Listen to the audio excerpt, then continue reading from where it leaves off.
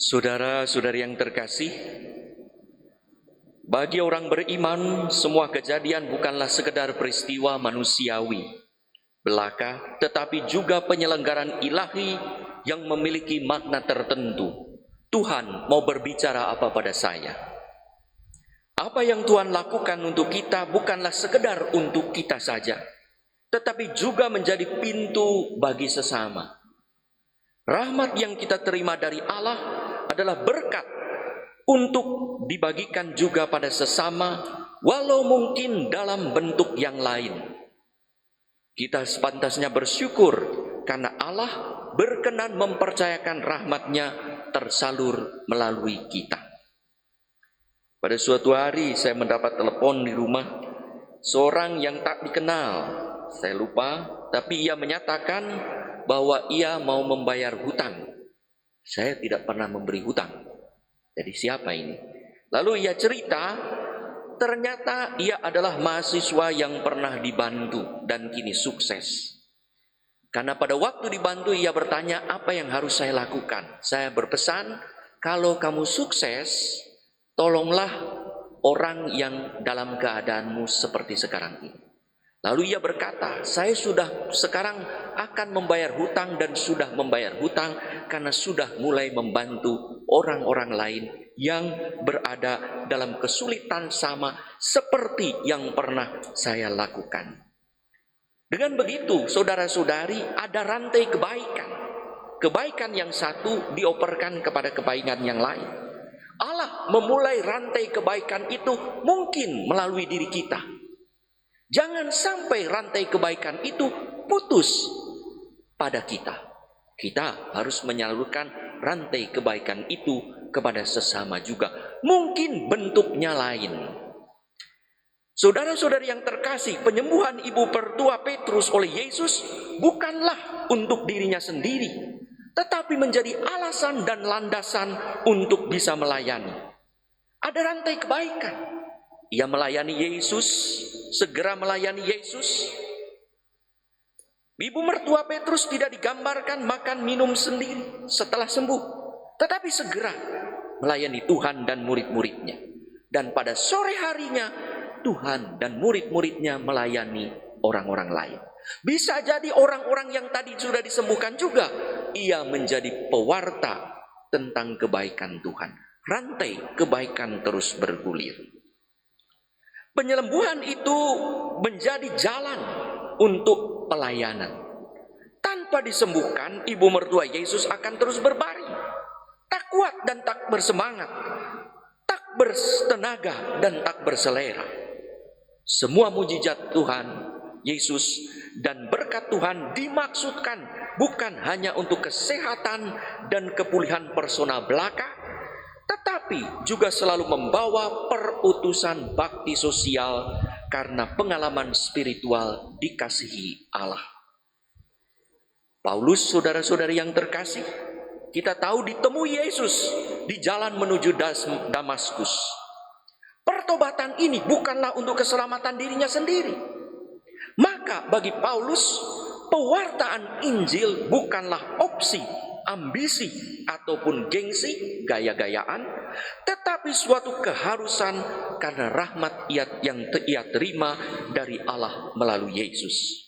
Maka ia berkata, karena jika aku memberitakan Injil, aku tak punya alasan untuk memegahkan diri. Sebab itu adalah keharusan bagiku. Celakalah aku jika aku tidak memberitakan Injil. Dengan kata lain berkata, celakalah aku kalau rahmat belas kasih Allah berhenti, kebaikan Allah berhenti dalam diriku, tidak aku salurkan.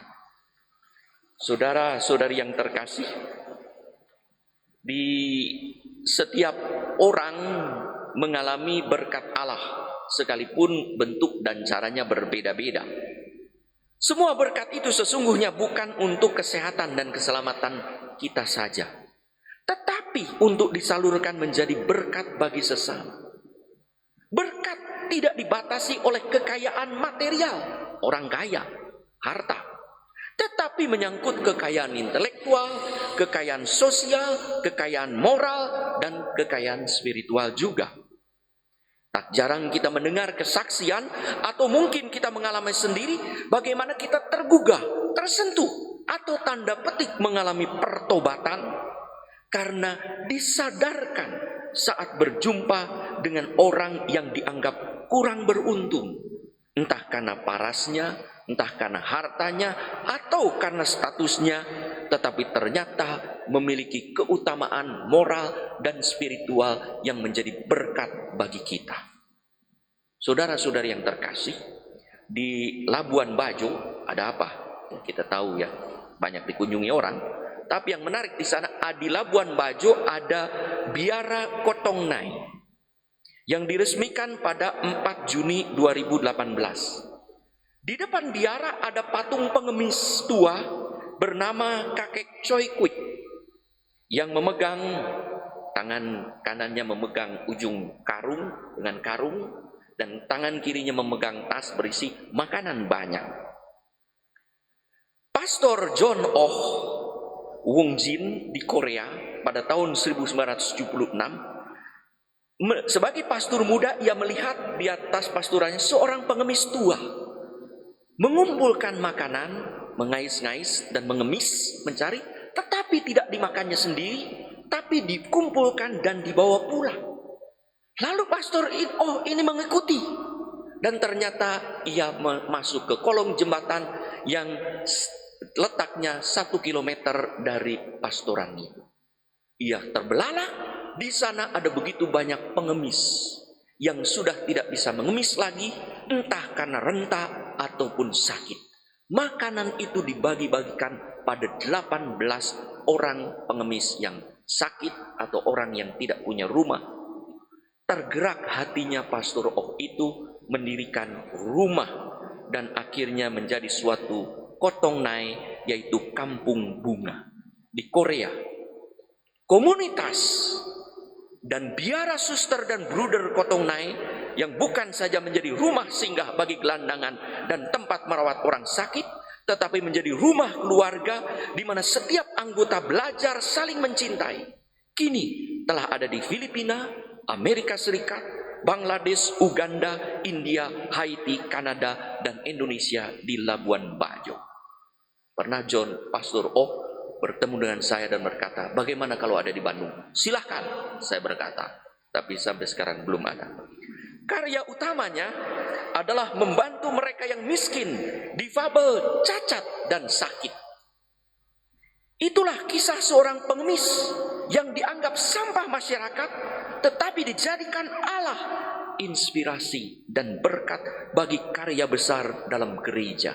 Menolong mereka yang membutuhkan dengan cinta.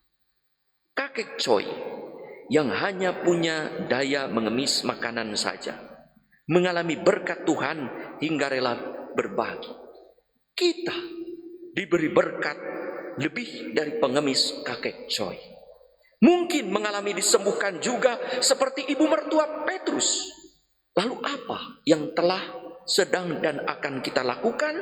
Karena Allah juga memanggil kita menjadi inspirasi dan berkat bagi sesama untuk meneruskan rantai kebaikan.